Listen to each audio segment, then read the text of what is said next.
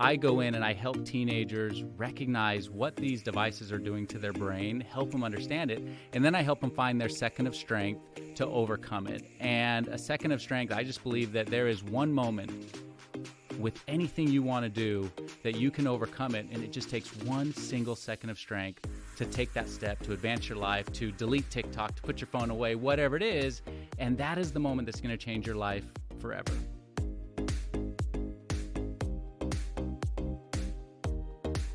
Welcome to the RO podcast. It is your good friend, Joey Odom, co-founder of RO. We're so excited you're here, and I'm excited for you because you get to listen today to an interview with Tanner Clark, who has been one of my friends for years. He is a motivational speaker. He's a teen advocate. He talks to kids a lot about self-worth and self-love and the impact of social media. He has a really cool concept he'll talk about too, which is the 1 second of strength. And he talks to kids about this all the time. This was recorded live at the beautiful Bolt Farm Treehouse. Tanner and I had a great time talking, catching up, and I think that you might just love it. Friends, you're in for a treat. We got a big one today. We have former Jinx Trojan, and really, if you're a former, you're always a Jinx Trojan. We have 3-point assassin, defensive specialist, all around great guy. My friend of years, Tanner Clark, is in the house. How's it going? Tanner. We did win the championship freshman year of high school. I don't think we need to remind anybody that we won freshman championship. Yeah. On a plaque somewhere. It is on a plaque somewhere. Yeah. It's memorialized, and no one will forget my 7 points and 3 rebounds that day. 7 more than I had. So this RO podcast, we're having conversations with people who strive to live intentionally. And so Tanner, you and I, we went to high school together. We didn't talk for 20-ish years. 20 years. And you know why. No, I'm just kidding. We just didn't talk for 20 years. Why? I'm not sure. I don't know. I think I got jealous of you. You? Yeah, you? It was yeah, me. Okay. That's right. It was probably me. And, we launch RO, and then I see, and I'd followed Tanner, and Tanner's out there doing just amazing, amazing work. You're doing incredible work for families, kids, tech awareness, all that kind of stuff. And so we connected. We've rekindled our friendship of years, and here we are right now at Bolt Farm Treehouse in Whitwell, Tennessee, hanging out. And it's been so much fun. Spending time with you and Danny, your wife. So, man, I would love to hit for everybody listening here. What is your... what are you about? What is your thesis? You're very missional focused, and you're out doing great work. So, what is in the essence of what you're about? Yeah. So, first of all, thank you for having me out to Bolt Farms. The whole RO team, this experience has been phenomenal. And I always tell kids, the people who you surround yourself matters, and being here with your team and seeing how y'all interact is absolutely incredible, and you can see why RO and this is so successful, and it's because of the people you've surrounded yourself with. But so I help teenagers. For the last 10 years, I've worked with teenagers, helped teenagers, and so I go into schools and churches and I speak to teens about helping them live their best life and reach their potential. And the reality of our world today is there's so many things that are attacking teenagers and keeping them from living that potential. And so, and I think really if you ask any teenager or even any adult and you say, hey, what's the thing that is hurting you the most right now? I bet that it almost always ties back to the moment they put that smartphone in their pocket. Wow. It always ties back to that, whether it's anxiety, depression, it's feelings of comparison or not feeling adequate enough or self-doubt. All of it ties back to the moment they put that smartphone in their pocket. And so I go in and I help teenagers recognize what these devices are doing to their brain, help them understand it, and then I help them find their second of strength to overcome it. And a second of strength, I just believe that there is one moment with anything you want to do that you can overcome it, and it just takes one single second of strength to take that step, to advance your life, to delete TikTok, to put your phone away, whatever it is, and that is the moment that's going to change your life forever. That is an amazing, I do have chills. That is an amazingly powerful concept. I reference it all the time. Second of strength. I always give you credit, but but that second of strength, it really is powerful because that is what it takes. It takes a little moment of this clear-headedness and bravery to do that. And I'm curious, as you roll that out for people, I assume a lot of that is them believing that that's possible. It's almost like you say these things, oh yeah, that's great, until you see like, no, it actually is possible. Like it's as you're doing that, I'd love to hear a little bit about maybe some stories. Like what is that? What's the impact? What are the stories you've heard around that in good things that have happened as a result of people hearing that message? Yeah, there was a couple, I think it was last year, I don't know if you remember, in California, there was a bear on a wall. Yeah. And this bear was attacking all of these dogs, this backyard in California, and this teenager runs out into this video and pushes this bear off the wall. And I can imagine this lady, this girl, she was a teenager, she's sitting there going, these dogs are dead. Like, this is not going to happen. Like, I'm not doing anything. And then she found that second, right? Wow. And she ran out and she pushed that thing off the wall. Wow. A brown bear. I don't know how you do that. Like, I'm not doing that. But I think that's what it is, right? If you think about these little dogs that are being attacked, right? Like that's your self-worth. That's who you are. That's your belief. And social media is attacking that every single day. And even subconsciously, it's attacking it, because that's what the phone is designed to do. It is designed at its core level to go after your limbic system, to release dopamine into your brain, and you have to fight back on that every single day. And if you don't, it's going to continue to take you. And so this girl, she pushes that bear off of this wall and saves the dogs, and everyone lives happily ever after. I think I don't actually know if they did or not, but that's what a second of strength is. Yeah. It's this moment, and I think that teenagers, the brain isn't fully developed yet, so they are not thinking rationally, they're not thinking logically, and they don't necessarily believe that they have the power to do whatever it is they want to do, right? And so there's this process of helping them believe in themselves enough to overcome whatever they are dealing with, to have hope in a future, to have hope in the world. Because the reality is the teenage years, if you go from like middle school to high school, it's like 7% of your life. It's nothing, and it's going to go by in about the blink of an eye. But when you're in that moment, right, or when you're in a hard time, whether you're an adult, you're a teenager, whoever you are, if you're in that moment, it feels like it lasts forever. And you like, how do you overcome the weight of the world? And it's not for us to judge whatever weight is on somebody's shoulder, but everybody has something that they're going through, but it's momentary. It's just a second of time. And if you can see beyond that, look to the horizon and know that you can overcome that, then your world is going to change, because you're not rooted in a moment, you're rooted in the rest of your life. Gosh. I've read a book recently, not to brag, but I read a book recently, and it was talking about this, a structure of book. There's a concept called in medias res, and what that means is it's when a book starts in the middle of a story. Is that Latin? It's probably just mispronounced English, frankly. Yeah. But it's when a book starts in the middle of the beginning of the book is the middle of the story, and so then you progress the story and you do look backs all along the way. And I thought about that concept in our lives, that we mistake the middle of the story for the end of the story. We think it's the end of the story, but hold on just a second. You're just in the middle of it. You know what I mean? And so kids, to that point, like believing themselves, this is going to pass. Every storm in history has passed, except for the one that's currently happening, right? And so when it storms, you don't know, but you got to know, no, this is going to pass like every other storm. So I'm curious, you were very specific on teenagers. You said, I help teenagers. Those were your first two words. How did that come about? Like, how did you choose that, or maybe how did that choose you?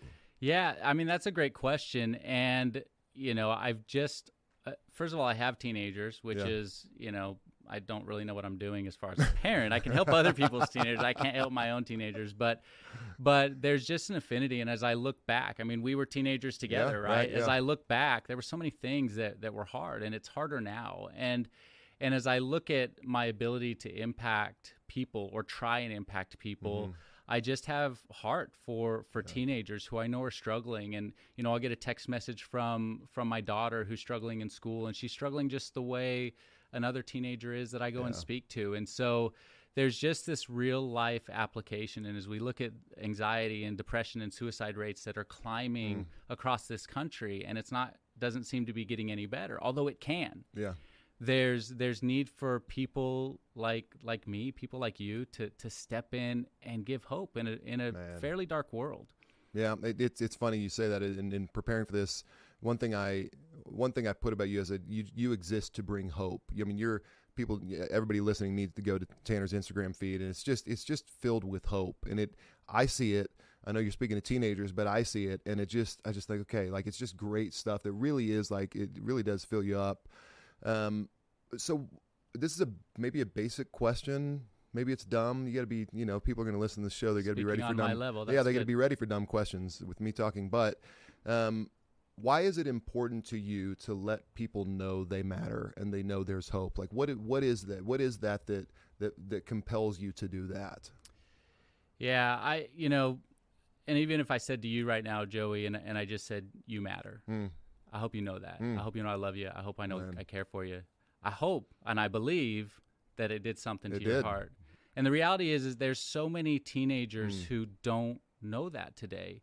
A teenager and anybody believes that parents love the thing that is closest to them. And in today's world, teenagers think that that's their parents' cell phone. Like, it's closer than the kids, right? How many times is the phone in between you and your own kid, right? Or how many times have you had your phone in your hand, your kid asks you a question, you say just a minute, right? What's more important? And the kid doesn't know that you may be literally saving the world on your smartphone. You might be doing something miraculous, and that kid has no idea. They just know that it is way more important than I am. Wow. And which is the beauty of RO as well, right? Because it creates those intentional moments. And so I think that teenagers have the right to know and feel every single day. And when I talk to parents, I do parent nights as well. When I talk to parents, the kids need to hear, they need to see, and they need to feel that you love them every single day. And it's really hard to do that if you're holding your smartphone in your hand all the time. It's so true. It's so convicting. We talk about when you put your phone down, when you put your phone in RO, what you do is you're bestowing value on everybody around you. And so that act in and of itself, and I'll dramatize it out, and I'll say, hey kids, look at me, look at dad, put my phone, to get a little credit for myself. But it's true. I mean, you can actually make a production out of that. Anytime I do an RO, I make a production, as cheesy as it is, to show them, like, no, you're more important to me than this. And I have plenty of stories of, moments I've missed as a result that you describe. And it really is true. Because I think any parent who's probably listening, or any parent who comes and hears you speak, they have an intention to be a great present parent. And there's an acknowledgement in all of this that it's hard, right? It's very hard. I mean, you talk about, you were talking earlier, when you and I were in high school, and we were teenagers, we didn't contend with smartphones, and it was still really hard to be a teenager, right? And then you throw this thing on top of it, it probably does feel insurmountable for some kids. We hope you're enjoying the show. Let's take a quick moment to hear from one of our members about how RO is impacting their life. Our 5-year-old daughter, she loves presents.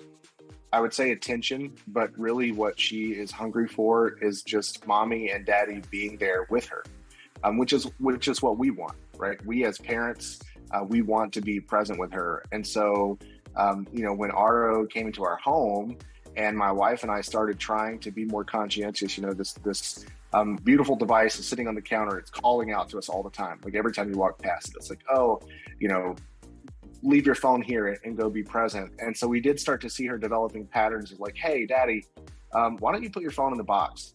She started to realize that the devices we were carrying around were key in us not being fully present in whatever we were doing at home.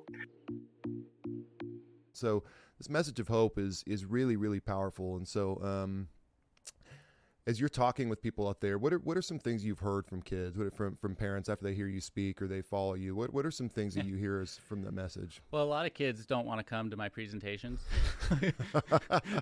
They're either in school and they have to be there, or it's some church event and their parents drag them to it. And without fail, like, the kids don't want to be there. They think I'm just going to tell them they have to delete TikTok, they have to delete Snapchat. And I make it a point in my presentations to say, I'm not going to ask you to do that today. You might feel you need to delete these things or get them out of your life, but I'm not going to make you do that. And many times after I talk with teenagers, they'll come up afterwards and they'll say, hey, right while you were talking, I deleted TikTok because I realized I don't need that in my life. Or I had one mom come up to me and she said, right when you started talking, my son took his phone out. And I was like, great, he's not going to listen to it all. And, she was feeling like this, she's looking for hope, and she's not finding hope because her son's on these devices.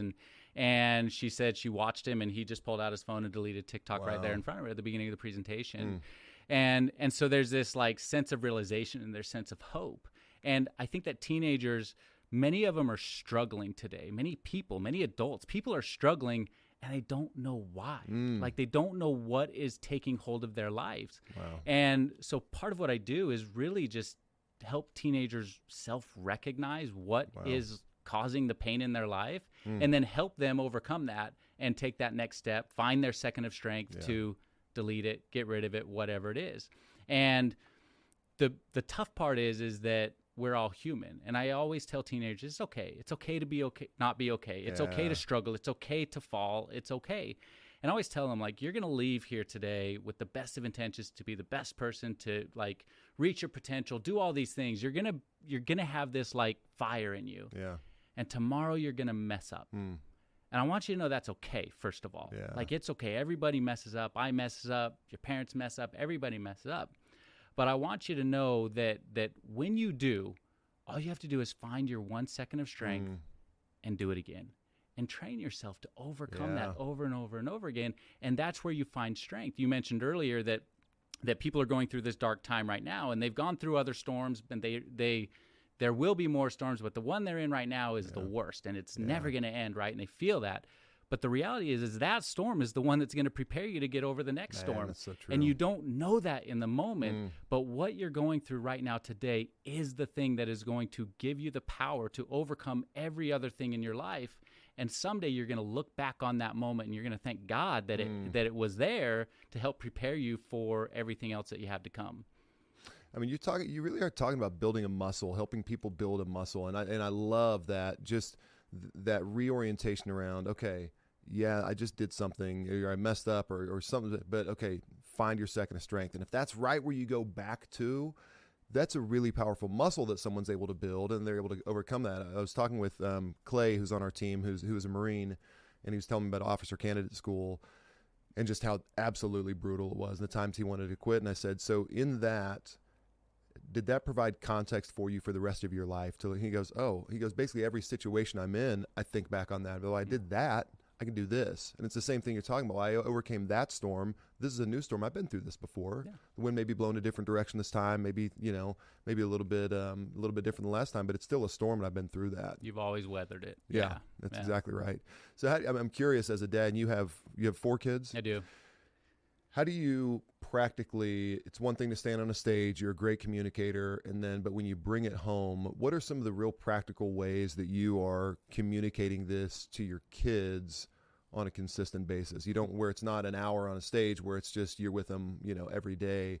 So maybe there are actually 2 questions there. One of them, how did you transition when they were young? It's a little bit different, 0 to 10, and then 10 to 15, 16 is your oldest. So tell me about that, and on how you've dadded through all that. Is that a thing? Telling this message. One time I dadded. I don't know. I think most of the things I talk about, and I heard somewhere that you are best equipped to help the person you once were. And I think that there's times where I haven't been a great dad. There's times where I haven't been a great husband. There's times where I just haven't been a great person. And I've been able to overcome that. And so I see in my kids a lot of things that I see in myself, that I've overcome these things. I can try and help. But what it comes down to ultimately is kids are going to do what they see. Yeah. And so I try to be as intentional as I can when I walk in the door. I try and be present as much as possible. And I had an experience not long ago. I was my youngest daughter. She's now 10 years old, but she's the daughter who gets out of bed all the time and complains about something, right? Like my stomach hurts, my toe hurts, like things where as a dad you're like, go to bed. Like, what is wrong with you? Go to bed. Your toe is fine. And she this one day I was in my room. I was actually kneeling by the bed. I had my phone in my hand, and I could see her out of the corner of my eye, out of bed, 15 minutes after I put her there. She shouldn't have been there. And I had this moment of like kind of exasperation, like, what are you doing? I was like, Quincy, what's wrong? And she told me her toe hurt that day. And I said, all right, come here. And usually I would just give this quick, like cursory hug and send her off to bed. But today was different for some reason. And I threw my phone across the bed and I made a commitment right there that I was going to hug her as long as it took until she let go. And she hugged me for 5 minutes. Wow. And I had this realization in that moment that we have to love our kids as much as they need to be loved, not as much as we need to be loved. And because if it was up to me that day, I would have held her for literally 2 seconds and I would have sent her off like I had done 1,000 times before. But today I made that commitment to just love her. And mentally it changed everything for me because I realized, one, every kid is different. We know that, but she needs more and she needs more out of me. And maybe my son doesn't need that. Maybe he does just need a quick 8-second hug or whatever it is and go back to bed, but she needs more. And so when we start to realize that with our kids and realize how we can help them each individually and differently, we unlock this power as parents to where we can literally help change them and shape their lives. Wow. And I think back to that moment and all the moments since then, if I hadn't loved her as much as she needed to be loved, then what does she feel? How important is she if I'm not loving her in the way that she individually needs it? Gosh, you told me that story a couple of months ago, and I did the exact same thing with my daughter. I actually tried to make it a practice, and you were totally right. It's here I am giving 8-second hugs, and they need 2 minutes, they need 3 minutes. And it is generally, it's funny, it's more my daughter than my son, and that's a powerful practice. Yeah. And it's such a communication to them that like, hey, you're not going to get rid of my love. Like I'm here. I'm here nonstop. My teenager is 4-second hugs, and then she ducks out of the way really quick, and like I have to like squeeze her on the way down to the ground, and it doesn't really work. But I won't stop, right? And every once in a while, there's been moments where she's had a tough day, and you hug her, and it's not 4 seconds, it's longer, and she melts into your arms, because you're your dad, and you've set that precedence of like, I'm here for you, I love you, and that comes from being just always intentional with your family, with your kids. There's a guy named Billy Phoenix, who's I wish my name was Billy Phoenix. Isn't that a great name? Yeah. No, that sounds pretty awesome. Yeah, Billy Phoenix. He has a great line, and he says that quality time only comes through quantity time, and so you don't know when that hug's going to be a 5-minuter, but if you're there, present, ready to do that, you're not going to miss it when that moment comes up. You can't plan that. You can't plan around a great conversation. You have to be there. The term RO means to notice. You have to be in constant notice mode. Okay, what are you reading? You saw something was a little bit off with Quincy that day, and so when you recognized it, and I love what you said, you threw your phone across the room, and you took that moment to notice, and it was there, and that moment's going to come up again, and maybe a bunch of 8-second hugs, until the next one happens, but it's going to happen again. Yeah, absolutely. I love that. Okay, so I'm curious. So this is a question we're gonna ask everyone. We talk about. RO is less screen time and more real life. So I'm going to ask you an intentionally broad question. What does that line mean to you? Less screen time, more real life. So I believe that the happiest moments of your life, the memories we have, it's when you are truly living life. Nobody ever, like this statement has never happened in the history of the world. No one's ever been like, hey man, remember that one time I was looking at my phone and it was awesome. I want to do that again. Like that's not a real phrase. Nobody ever says that because we do look at our phones and we might laugh at a meme or whatever it is, but it's not real. It's not real time, right? And so to me, RO represents this opportunity of putting your phone down, being intentional, and living in the moments. Because when I look back at my life, it's the best times are when I've been on family vacations, when I've been, laughing and my stomach hurts and but that all of those things, all of those moments, those real life moments and memories, they happen when we don't have our phone in our hands. Yeah, I love that. You've given a bunch of meat here on the some good practical stuff, but I want to hear, so if you had 3 practical things, and just 3 things that someone listening today could walk away with, if it's a concept or an action, what are 3 things that you would tell somebody today? Yeah, the first is I think that we need to, as a person, as an individual, as a society, we have to recognize and stop letting the digital devices in our lives steal our happiness, because they are, right? They are, and when the sooner we recognize that, the sooner we recognize the second thing, which is that we're in control of our lives. Wow.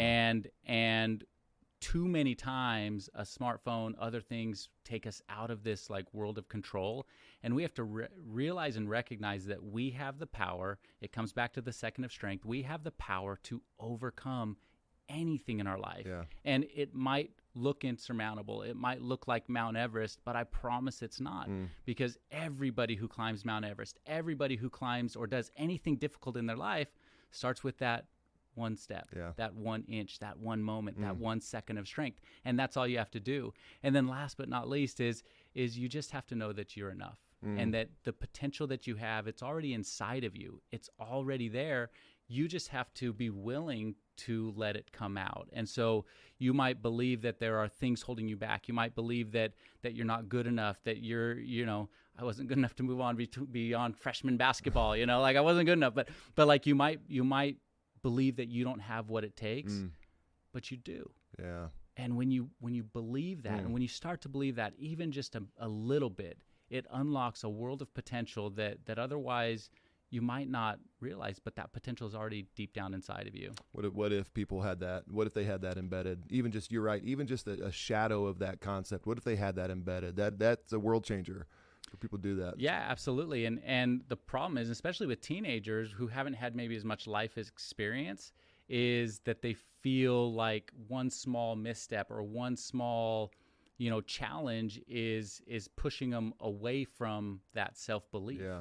And we have to just slowly start to build that back and recognize that we do have it. We have it deep inside of us, and it's just waiting to come out. That's so good. All right, so people listening, I'm sure, are going to want to know, how do they follow you if they want to book you to speak? What should people do if they want to follow you and be in contact with you? Yeah, the easiest way is to find me on Instagram at realtannerclark. Not .com, just Real Tanner Clark. You can do .com if you want. You won't find me. Probably. Real Tanner Clark, and on there, the link in my bio, you can click it, and that's the best way to invite me to your school to speak. I love it, and you should just, as someone who follows you, people need to follow you. It's just such good messages of hope, and it's great stuff. If you're a parent, it's just good stuff that everybody needs to hear. You said, as we're closing out, you said something at the beginning that I love, and it says the people you surround yourself with matters. And I will tell you that you make me better as a person by being your friend, by following you. You make a lot of people's lives better. So like, you're the type of dude that I want in my life, because you just make me better. It's just a sharpening. And so it's funny how it's been a circuitous route to 25 years of knowing each other. So glad we're in contact. But I just want to thank you, man. I want to thank you for what you're doing for people, for teens, for parents, and you're making people better, and myself included. So I appreciate you. I appreciate you. And people can't see me cry on here, but I'm about to.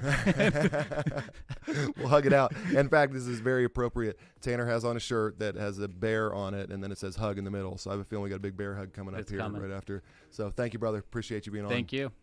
If you're anything like me, you left that interview with Tanner ready to run through a brick wall, go hug on your kids, go tell kids they have worth. What an amazing, amazing thing that he's doing. If you want to learn more about Tanner, go find him at Real Tanner Clark, at Real Tanner Clark on Instagram. Follow him, give him some likes, give him some comments, and we will also post more info about Tanner in the episode description. Thanks for joining us. We will talk to you next time. The RO Podcast is produced and edited by the team at Palm Tree Podco. Special thanks to Emily Miles for video and digital support.